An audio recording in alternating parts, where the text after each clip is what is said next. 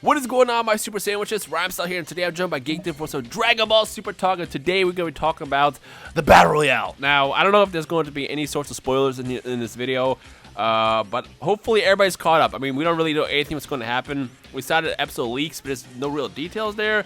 But I guess small spoiler alert warning just in case people aren't caught up. Geekdom, can you do me a favor? I want you to break down the rules of the Battle Royale. Oh, I guess I kind of just answered my own question, but break down the rules of the tournament briefly before we start talking about what our main topic is going to be.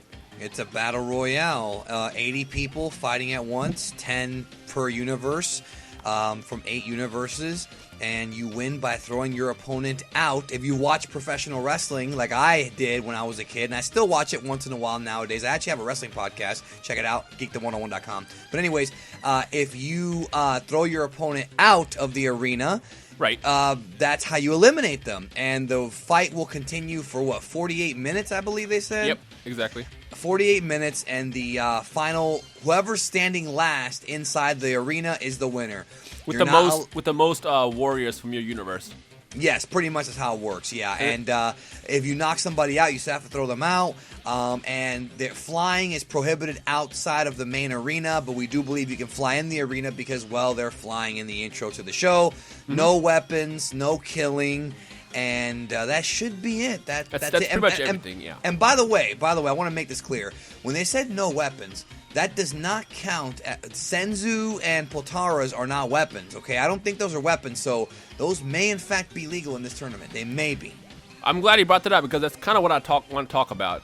The whole point of this video is to kind of talk about what the Battle Royale actually means. Now, initially when I heard the news that they're doing it like this, I am not going to lie, I was kind of disappointed only because I felt like this is Toei's excuse, and probably Toriyama's too, their excuse to kind of rush through these fights and kind of get through this arc and get it over with.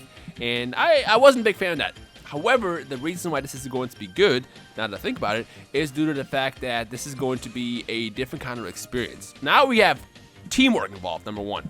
Now, what was the one thing, Geekdom, that people wanted to see specifically with people like 17 and 18? I think you mentioned it before too. What's the one thing people want to see between these two characters? Well, we want to see team-ups and things like that. Now, the thing is, though, it's not even about wanting to see. It's pretty much a guarantee we are going to see it because in the V-Jump leak from, I want to say, mid-January, they did say in that leak that we were going to see, they were like, oh, what kind of awesome team-ups will 17 and 18 have? So we're going to see team-up moves, and we've already seen some of these moves in the History of Trunks special, so maybe we'll see those moves back. Exactly. So the tournament being a Battle Royale is actually a little bit more exciting because it's a different kind of experience. It introduces the dangers of, protecting the weak. Because remember, Master Roshi is going to be in this tournament. And when you're going up against the strongest people in the other universes, it's kind of dangerous. Like, will someone go down while trying to protect Master Roshi? Will Master Roshi be able to help his team? Like, will he be, like, the Achilles heel? Is that the right term to use? Achilles heel, but our friend Quaman over on his channel has a video talking about 5 things that Roshi could do to help the team out. So everybody check that out when you get done here. He makes some very good points on there. Right. So ultimately, this tournament being a Battle Royale is better than worse. Again, at first I was disappointed solely the fact that I thought this was their excuse of getting through and cut down the episodes and making it less exciting, which Toei is notorious for. They like to kind of rush stuff. They've done it in the past, especially in Dragon Ball Super. But again, now that I look at it, there's so many cool things introduced. Now, the one that bugs me the most, and actually let me ask you this question, how you feel about that too, is again, the Goten and Trunks are not going to be in this. Obviously, we'll get the answer in the next couple episodes why they don't get picked. But again, like when it comes to teamwork, I'm thinking, okay, Goten and Trunks, they can team up. That means fusion would be allowed. They could have done, the Gotenks thing, and it would have been amazing. However, I will agree, Gotenks is not a team player. He's way too cocky, and because of that, he ironically would have been a downfall, the weakness to the team. So Gotenks isn't necessarily the best choice. But if you think about it, I still much rather have Goten and Trunks in this tournament than Tien and freaking Master Roshi.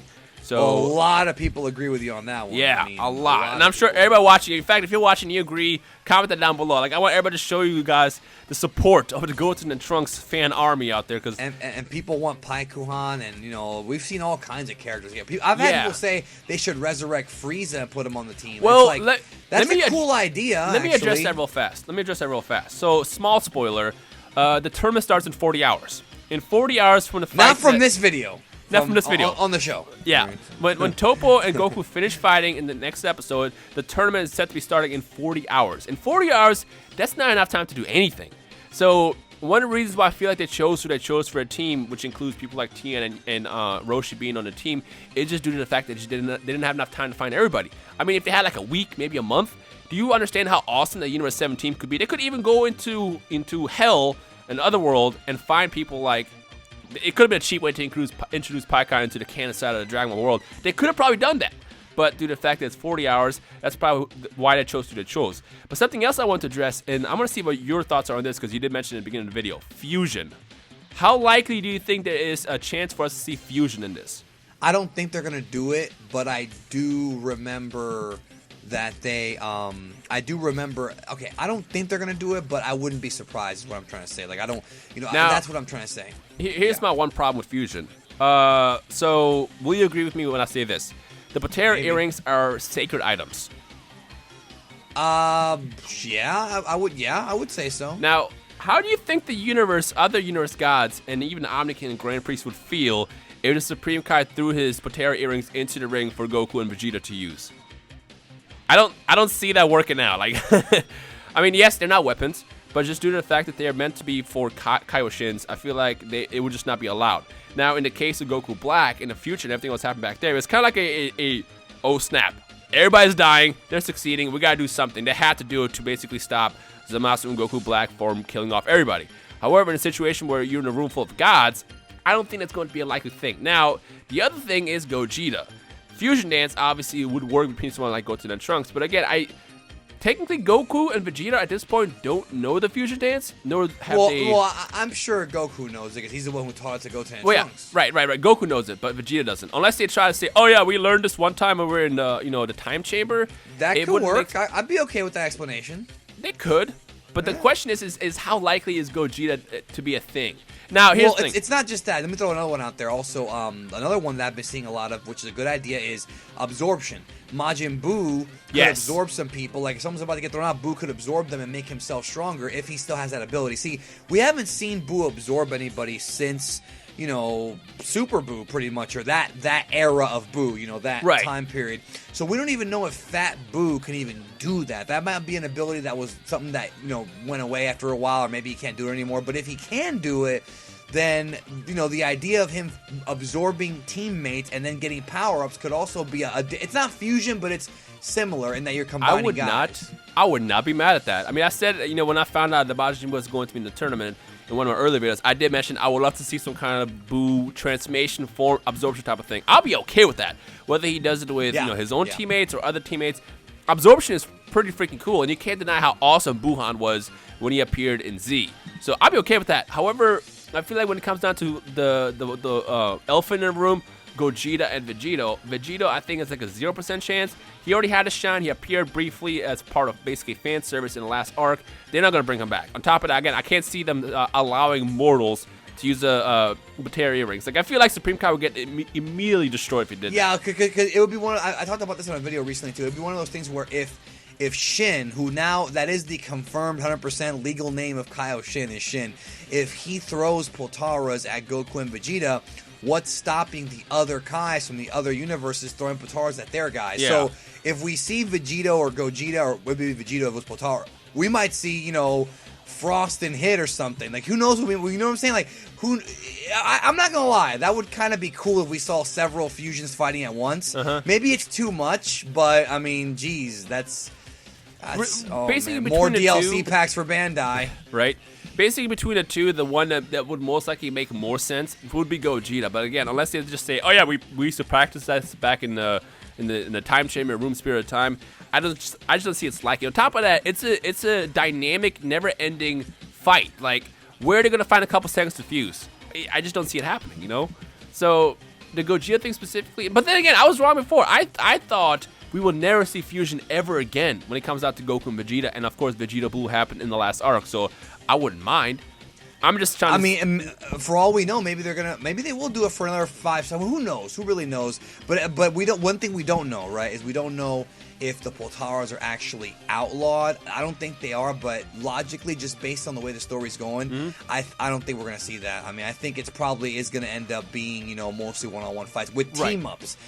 Team-ups not being fusion team-ups, more so like people working together, sort of like how in the Resurrection F Rumble, you know, when the Z Fighters and Jocko fought against the Frieza's army, you know, something like that, you know, could work out too. And that's what I want to see. I mean, it's going to be one big schmaz, and I'm excited because we haven't really seen anything like that, you know, not quite like this. Exactly. That's why I'm excited about that specifically. I just wanted to kind of toss out there this video and mostly see what the rest of the community is thinking. So to those watching this video, if you made it this far, let us kind of know what your brain is coming up with, like as far as what you're hoping to see, what you think can possibly happen as far as like, you know, things like absorption or fusion, transformation, stuff like that. You know, how will, you know, the characters potentially fare against protecting their weaker teammates? Like, again, Roshi's the weakest link, obviously, on that team, but will that be a downfall for them? Would that cause someone like Tien to get knocked out when he tries to save him? Yada, yada, yada, yada. Just let us know in the comment section below where you guys think is going to be, you know, potential things that can happen. And then whoever can guess it and call it,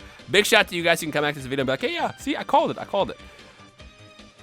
The prognosticator. Yeah, that's basically another reason I wanted to do this video. But that's pretty much everything. So teamwork is going to be exciting to see. Let us also know before we end this video the 2 characters you're looking forward to seeing the most as far as teamwork. And for me, it's Piccolo and Gohan. I want to see Piccolo and Gohan work together in this fight. What about you? I want to see something wacky. I want to see like 17 and Piccolo, because they had that badass fight in Z, you know, on that island.